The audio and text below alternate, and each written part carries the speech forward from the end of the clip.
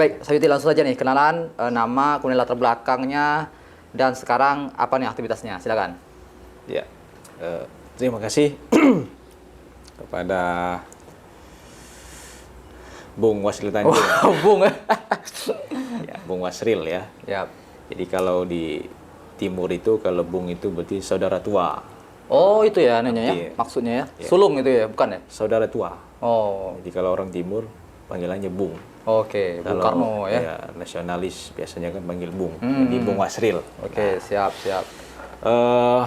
Perkenalkan, nama saya Abdurrahman Sayuti. Oke. Aktivitas sekarang sebagai praktisi hukum, ya, atau lebih tepatnya sebagai advokat. Kalau advokat kan terlalu formal ya. Iya, betul. Atau lebih dikenal sebagai pengacara. Pengacara, Nah, siap. Itu untuk aktivitas di sebagai profesionalnya di praktisi hukum. Kemudian juga terlibat ataupun punya kegiatan di swasta juga, di ya kegiatan-kegiatan Pengusaha apa ya? ya, Usaha ya? usaha, Oke, siap. ya kan, ya usahanya berhubungan dengan batu. Oh, nih batu cincin. Pokoknya batu batu koral, ya. batu lah ya, siap. Pokoknya siap. sejenis batu lah ya. Nah,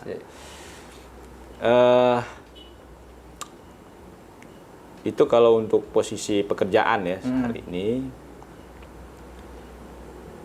Kalau aktivitas ya, karena ini juga momen politik, tentu aktivitas lebih banyak sosialisasi. Oh, sosialisasi apa nih? Sosialisasi Sebagai apa nih?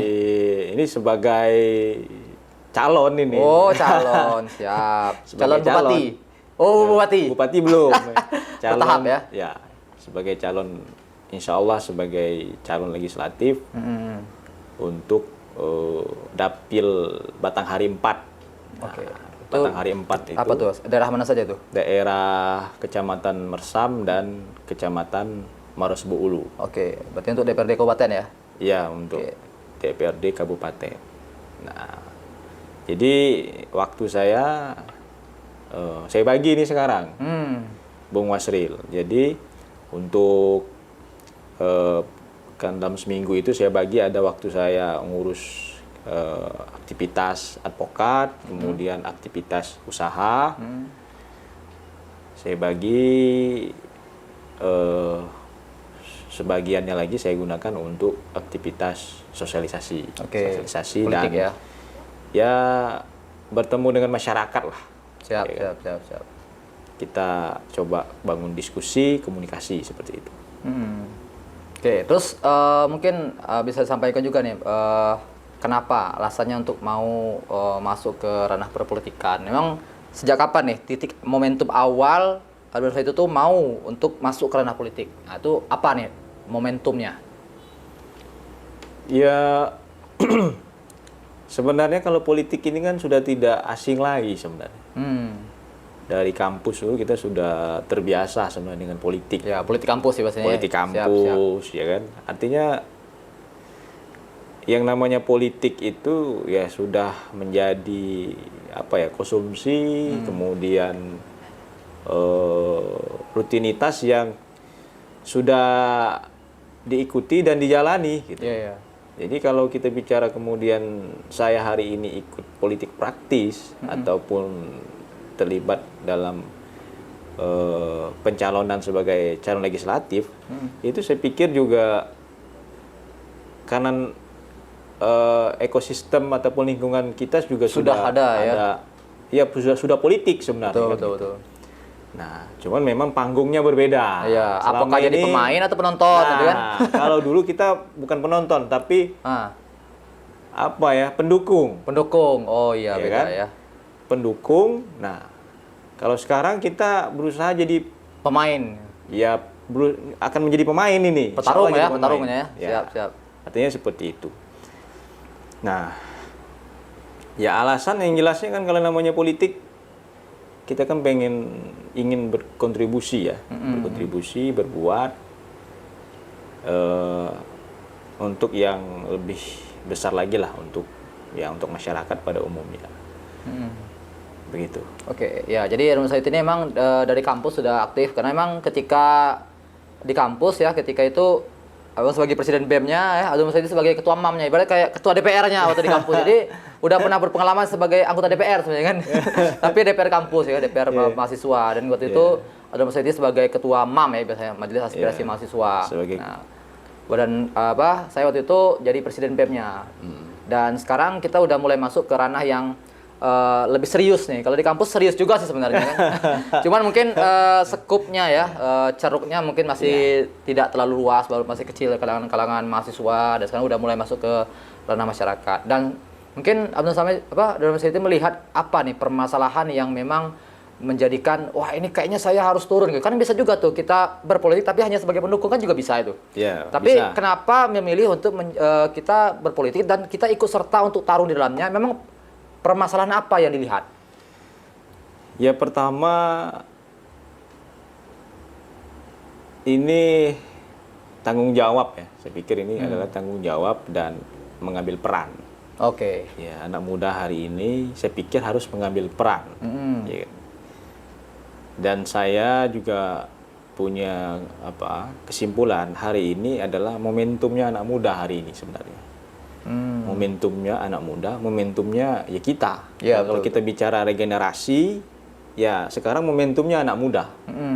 Karena kalau tidak hari ini, tidak saat ini anak muda mengambil momentum, maka kedepannya tidak akan ada regenerasi. Ya kan, akan lambat, ya kan, regenerasi baik itu kepemimpinan di tingkat daerah, ya kan, maupun nanti kepemimpinan di tingkat pusat nasional. Nah. Berangkat dari itu ya secara latar belakang kan ya saya kan dulu istilahnya kan ya dari sosial ya sosial. Kita melihat banyak ruang yang sebenarnya tempat anak muda itu bisa berbuat di politik. Harusnya banyak. Ya. Kalau dia terlibat di politik praktis dan dia sebagai pemain ya ataupun sebagai orang yang pelaku di dalam politik itu sangat banyak ruang anak muda kalau menurut saya ya kan ruang anak muda itu ya itu tadi dia bisa menjadi corong ataupun sebagai penyalur aspirasi anak muda juga gitu. Anak muda ini kan dia butuh ruang. Betul, ya. Hari ini anak muda itu dia hanya dilibatkan atau diposisikan sebagai objek, tidak sebagai subjek dalam politik. Ya, betul. Padahal anak muda itu butuh ruang rekreasi, ruang diskusi, ya kan, ruang ekspresi, betul. Ya kan, kemudian ya ruang partisipasi. Ya kan? Ruang partisipasi dalam artian gini, ya kalau kita bicara pembangunan, kita bicara kemudian kebijakan, ya anak muda ini jangan dijadikan objek, ya kan? Tidak hanya sekedar dia ngikut aja seperti itu, ya kan? Harusnya dia ikut serta, harusnya mereka punya suara, mereka punya ide, punya gagasan yang juga harus diperjuangkan oleh siapapun pemangku kepentingan, ya kan, terutama ya seperti ya politisi lah ya, ataupun ya, anggota dewan yang ada di daerah seperti itu. Saya pikir seperti itu. Apakah memang selama ini mereka itu tidak pernah dilibatkan sama sekali atau gimana itu? Atau memang mereka itu tidak nampak? Mungkin pernah dilibatkan tapi nggak nampak? Ya sejauh ini sih kita cuma bercerita, ya kan? Ya di ruang demokrasi kita hari ini, pemilu hari ini, anak muda itu ya jumlahnya banyak, pemilih yang banyak, ya kan? Tapi bonus demografi, bonus demografi. Tapi kita tidak pernah bercerita anak muda ini sebenarnya punya potensi. Betul, ya. Dia punya potensi untuk peningkatan ekonomi, dia punya potensi untuk peningkatan skill sosialisasi kebudayaan, ya kan? Betul. Anak muda itu punya potensi untuk digerakkan untuk istilahnya ruang kreativitas, ya kan? Artinya anak muda itu tidak hanya kita cerita di objek politik saja, tapi dia harus menjadi pelaku dalam panggung politik ini, baik saat kompetisi pemilu maupun nanti setelah pemilu. Gitu. Nah, akhirnya apa? Kalau anak muda itu energinya yang besar ini, kalau tidak kita libatkan dalam hal-hal yang positif, akhirnya dia disambar oleh hal-hal yang negatif. Betul. Contoh, ya saya mohon maaf ya, ya, misalnya kalau yang muda-muda ini dia akan terlibat misalnya pergaulan bebas. Pergaulan bebas ini kan macam-macam bentuknya, Ya. ya kan? Mulai dari seks bebas, kemudian narkoba, kemudian ya mohon maaf judi online, Lagi marak sekarang ya. nah, atau kelompok-kelompok anarkis yang sering tawuran, Iya, gitu. betul. Ini kan energi-energi negatif sebenarnya, ya kan? Nah, sebenarnya kalau mereka punya ruang tadi saya sampaikan di awal tadi, itu tidak akan ada yang seperti yang terjadi hari ini. Tadi, ya.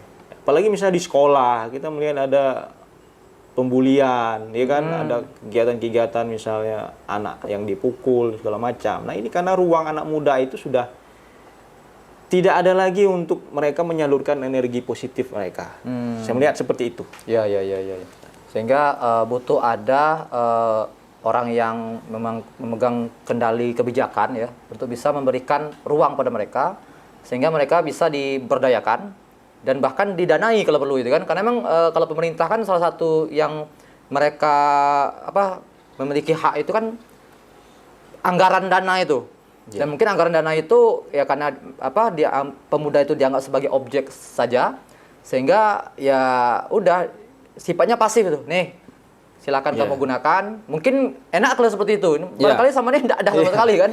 Nah, enak seperti itu. Nah, harapannya mungkin Society melihat harusnya pemuda itu diberikan ruang atau bahkan diberikan kesempatan ya. Nih, ada dana, silakan kalian melakukan perubahan di daerah kalian dan nanti kita kerjasama. Seperti itu yang mungkin diharapkan ya. Atau mungkin ada hal besar lain yang diharapkan selain diberikan ruang nih.